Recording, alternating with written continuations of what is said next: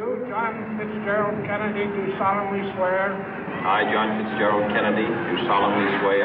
That you will faithfully execute the office of President of the United States. That I will faithfully execute the office of President of the United States. And will, to the best of your ability. And will, to the best of my ability. Preserve, protect, and defend the Constitution of the United States. Preserve, protect, and defend the Constitution of the United States. So help you God. So help me God.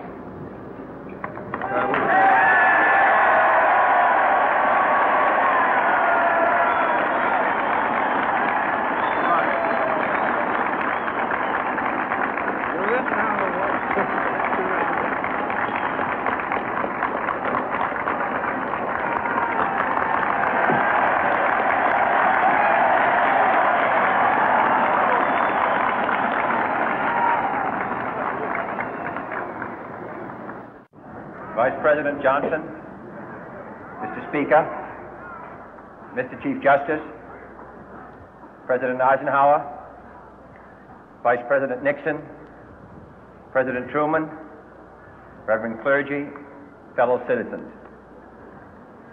We observe today not a victory of party, but a celebration of freedom, symbolizing an end as well as a beginning, signifying renewal as well as change. For I have sworn before you and Almighty God the same solemn oath our forebears prescribed nearly a century and 3/4 ago. The world is very different now, for man holds in his mortal hands the power to abolish all forms of human poverty and all forms of human life. And yet the same revolutionary beliefs for which our forebears fought are still at issue around the globe. The belief that the rights of man come not from the generosity of the state, but from the hand of God. We dare not forget today that we are the heirs of that first revolution. Let the word go forth from this time and place to friend and foe alike that the torch has been passed to a new generation of Americans born in this century, tempered by war, disciplined by a hard and bitter peace, proud of our ancient heritage, and unwilling to witness or permit the slow undoing of those human rights to which this nation has always been committed and to which we are committed today at home and around the world.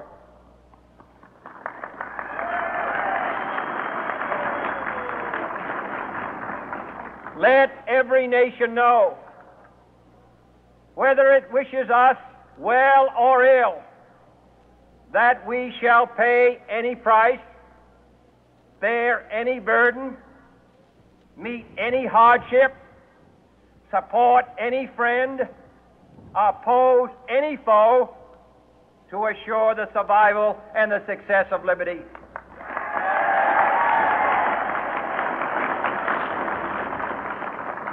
This much we pledge and more. To those old allies whose cultural and spiritual origins we share, we pledge the loyalty of faithful friends.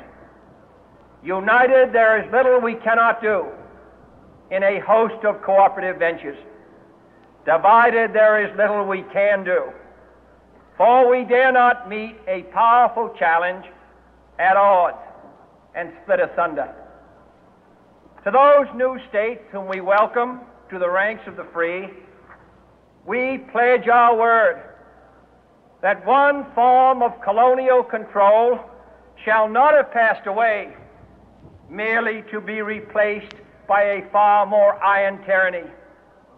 We shall not always expect to find them supporting our view, but we shall always hope to find them strongly supporting their own freedom, and to remember that in the past, those who foolishly sought power by riding the back of the tiger ended up inside.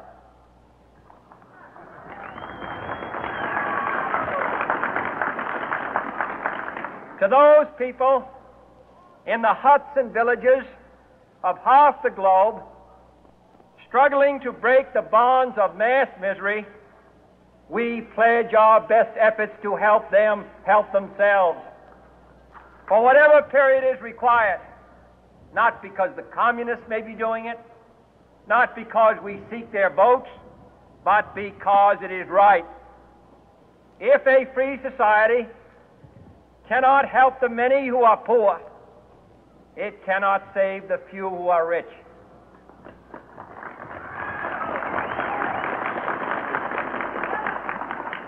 To our sister republics south of our border, we offer a special pledge to convert our good words into good deeds, in a new alliance for progress, to assist free men and free governments in casting off the chains of poverty. But this peaceful revolution of hope cannot become the prey of hostile powers. Let all our neighbors know that we shall join with them to oppose aggression or subversion anywhere in the Americas. And let every other power know that this hemisphere intends to remain the master of its own house.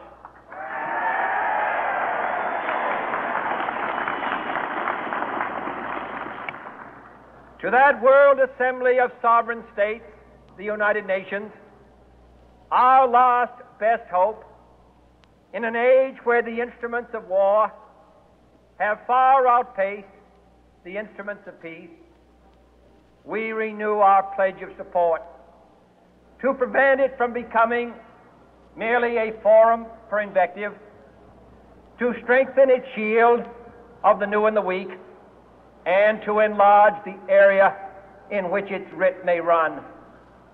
Finally, to those nations who would make themselves our adversary, we offer not a pledge, but a request that both sides begin anew the quest for peace. Before the dark powers of destruction, unleashed by science, engulf all humanity in planned or accidental self-destruction, we dare not tempt them with weakness, for only when our arms are sufficient beyond doubt can we be certain beyond doubt that they will never be employed. But neither can two great and powerful groups of nations take comfort from our present course, both sides overburdened by the cost of modern weapons, both rightly alarmed by the steady spread of the deadly atom, yet both racing to alter that uncertain balance of terror that stays the hand of mankind's final war.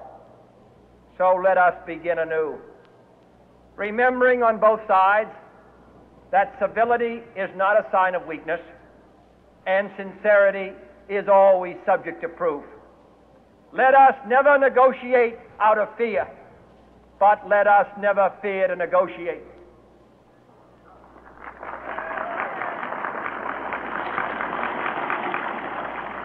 Let both sides explore what problems unite us, instead of belaboring those problems which divide us.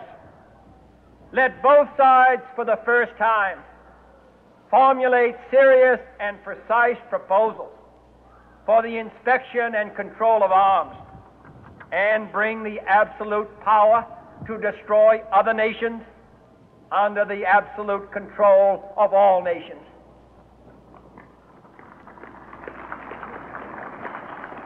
Let both sides seek to invoke the wonders of science instead of its terrors. Together, let us explore the stars, conquer the deserts, eradicate disease, tap the ocean depths, and encourage the arts and commerce.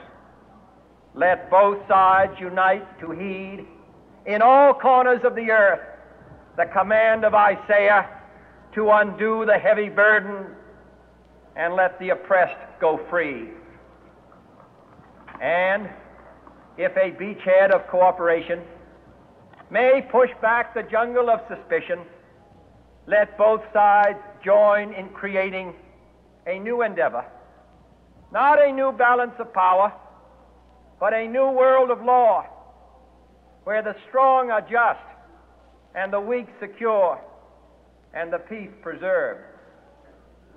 All this will not be finished in the first 100 days, nor will it be finished in the first 1,000 days, nor in the life of this administration, nor even perhaps in our lifetime on this planet. But let us begin.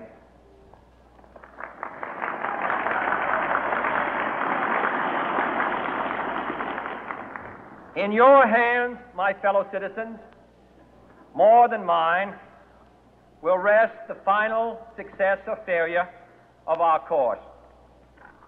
Since this country was founded, each generation of Americans has been summoned to give testimony to its national loyalty. The graves of young Americans who answered the call to service surround the globe. Now the trumpet summons us again, not as a call to bear arms, though arms we need, not as a call to battle, though in battle we are, but a call to bear the burden of a long twilight struggle, year in and year out, rejoicing in hope, patient in tribulation, a struggle against the common enemies of man, tyranny, poverty, disease, and war itself. Can we forge against these enemies a grand and global alliance, north and south, east and west, that can assure a more fruitful life for all mankind? Will you join in that historic effort?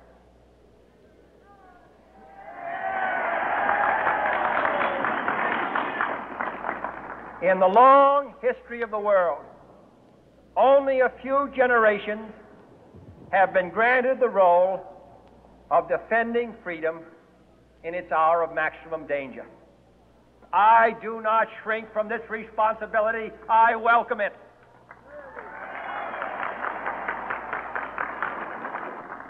I do not believe that any of us would exchange places with any other people or any other generation.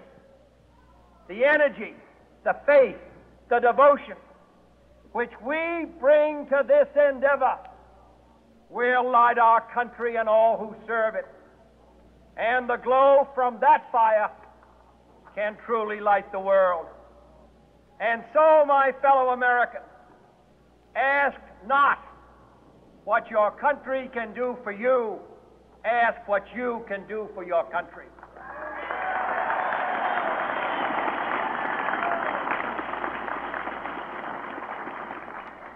My fellow citizens of the world, ask not what America will do for you, but what together we can do for the freedom of man.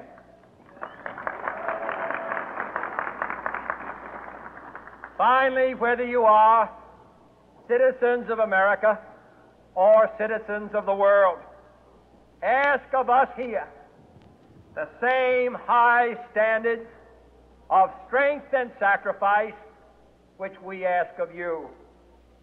With a good conscience, our only sure reward, with history the final judge of our deeds, let us go forth to lead the land we love, asking His blessing and His help, but knowing that here on earth God's work must truly be our own.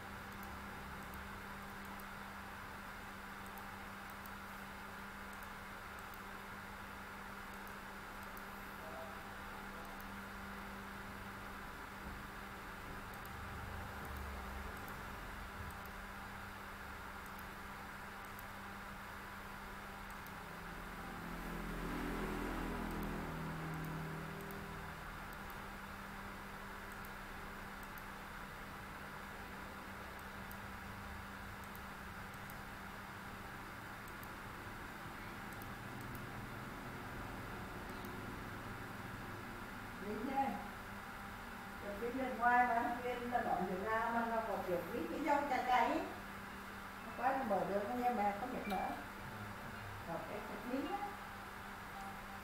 Müştemilatta hem de hayretinde. Düşündüğünüz gibi değil. Ben zaten bir şey düşünmüyorum. Ben zaten bir şey düşünmüyorum. Neden biliyor musun? Ben gözlerimle göreceğim şeyi gördüm. Cái dâu cay Ama ne cay. yapacağım? Yarın annene bütün bu olan her şeyi anlatacağım. Sus. Benim sinirlerim bozma zaten böyle. Sinirlerim tepemde. Beyza, ben uyuyamıyorum. Neden biliyor musun? Çünkü Các bạn sẽ quý vị phụ đi. ikimizin görüntüsü böyle benim Thường là phải tự phụ đi gözümün önünden nếu gitmiyor. có Kabus göreceğim diye korkuyorum. Anlıyor musun?